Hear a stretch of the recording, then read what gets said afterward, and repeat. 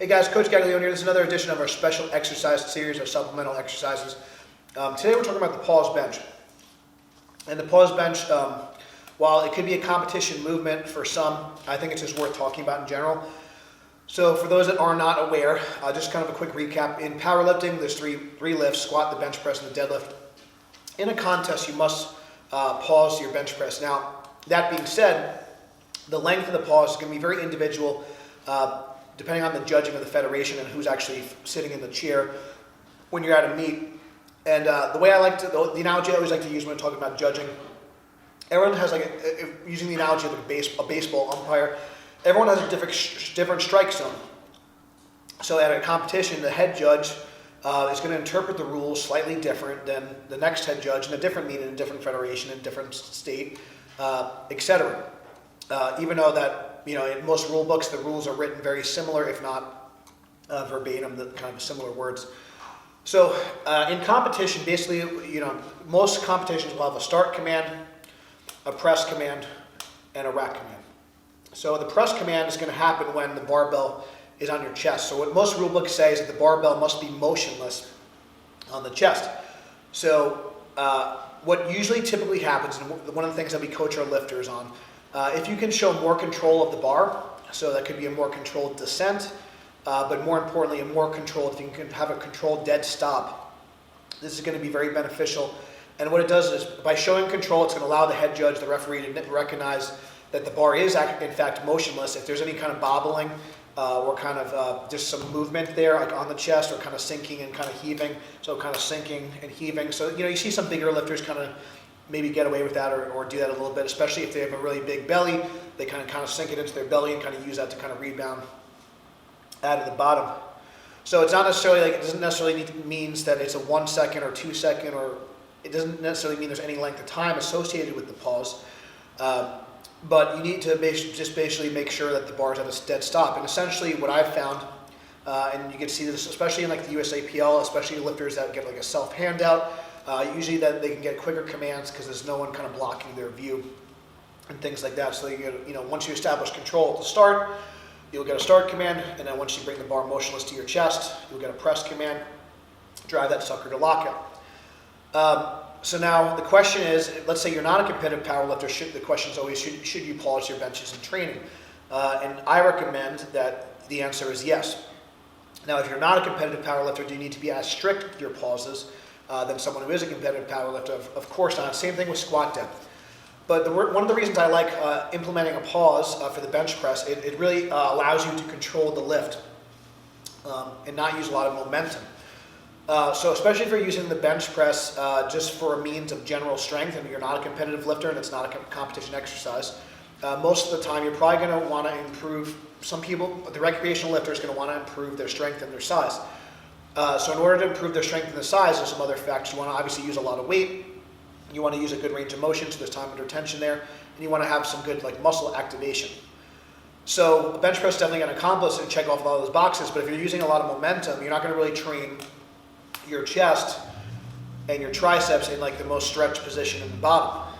If you're just kind of bouncing or doing even a controlled touch and go to an extent, you're still not going to have as much muscle activation and tension in your body than you would when actually pausing the weight. So when you pause the weight, there's going to be a clear stop, and there's going to be a stronger, more controlled reversal.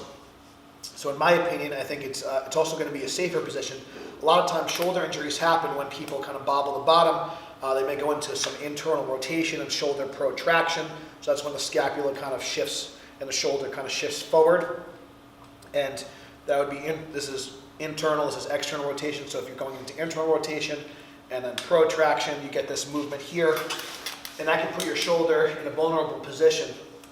If we can pin down the scapula, pause the bar on our chest, that's going to put us in a safer position and allow us to keep our sternum up and kind of limit the amount of shoulder rotation that actually occurs at the glenohumeral joint. So these are some factors to consider for safety as well. So I do think if you're a recreational lifter, just doing a normal kind of pause is making sure there's some sort of dead stop, some sort of, basically some sort of, you want to make the bar motionless, kind of like the powerlifting rules say. If you're a competitive lifter, I recommend for your primary work sets, at the very least, your primary work sets, you should pause your working sets for the day. Now, if you're doing some sort of kind of speed benching, or if you're in a hypertrophy phase, could you do some touch and go from time to time? You absolutely could, but in my opinion, it's really kind of important that you kind of practice how you play.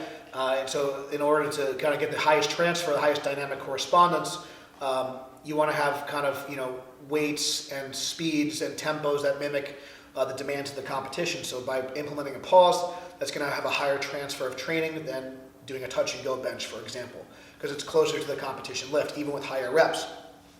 Especially if you're, for most newer trainees, they tend to be weaker off the bottom. Most raw lifters, so if you don't have the aid of like a bencher that's going to help kind of propel you out of the bottom, most people are going to be weaker off the chest in general, especially lighter men, novice men, and very oftentimes for lighter women as well. Sometimes with bigger guys, that maybe if they use a close grip or something like that, so they might be a little bit, someone like that we've worked with, someone like a Larry Williams comes to mind. He struggles a little bit more at the top.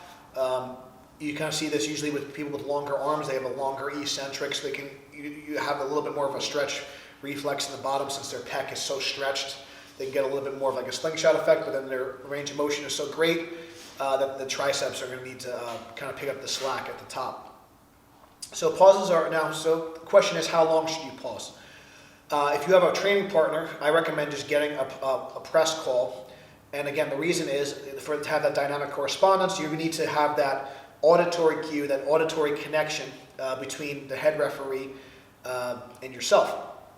If when you pause it yourself, it's always going to seem faster. It's always going to seem slower when you're kind of saying it in your head yourself. So having someone else call out your pauses for you, give you the press command for you, is going to be very beneficial. And also it allows you to have that auditory cue, that auditory connection between yourself, and so you can kind of practice that when you get to the competition. It's definitely different having to react and hear someone versus just kind of trying to time it yourself. It's not going to have a higher transfer of training, and it definitely is a little bit of a skill to actually be able to listen, keep your technique, and then explode. If for some reason that you're watching this and maybe you're hard of hearing, or maybe you work with some deaf or hearing impaired lifters, we've had that in the past.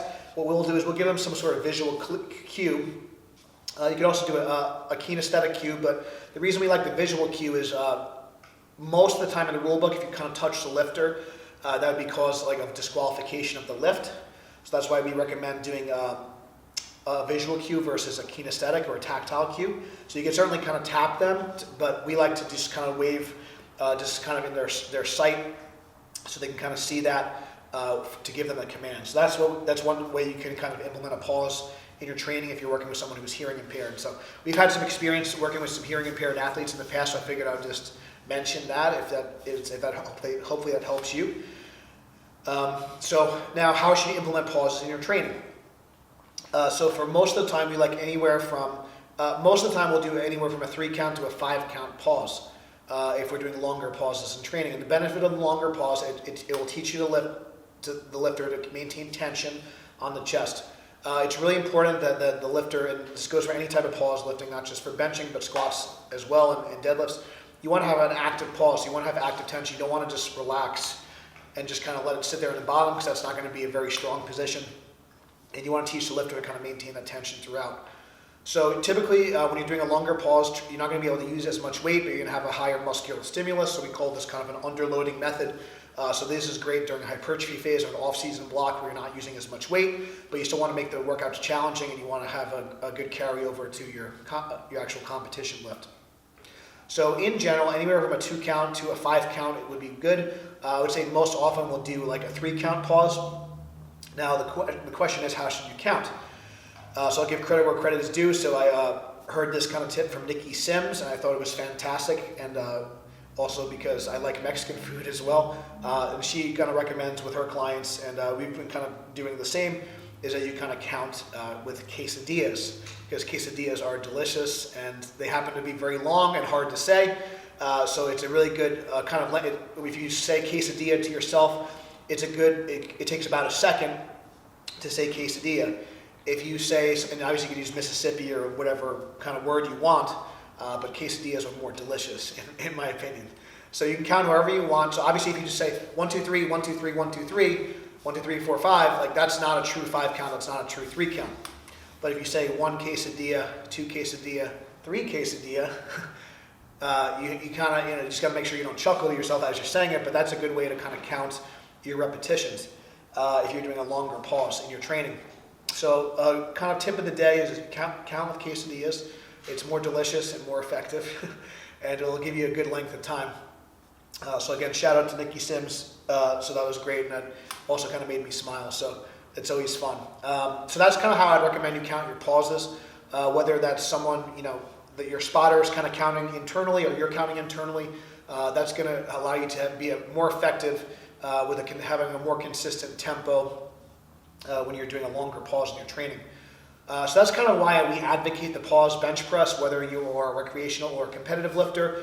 By doing the longer pauses in your training, it's going to allow for more variation. If the judge, maybe a judge is really strict and they're having you hold yourself down there a little bit longer, maybe someone's a little bit looser, you're going to be ready for the highest standard by implementing a longer pause in your training. So if you hold yourself to a higher standard in training, if the judging ends up being a little bit looser at the knee, there's no sweat on your back. If the judging ends up being tight, then you've kind of prepared for the worst case scenario with those longer pauses in your training.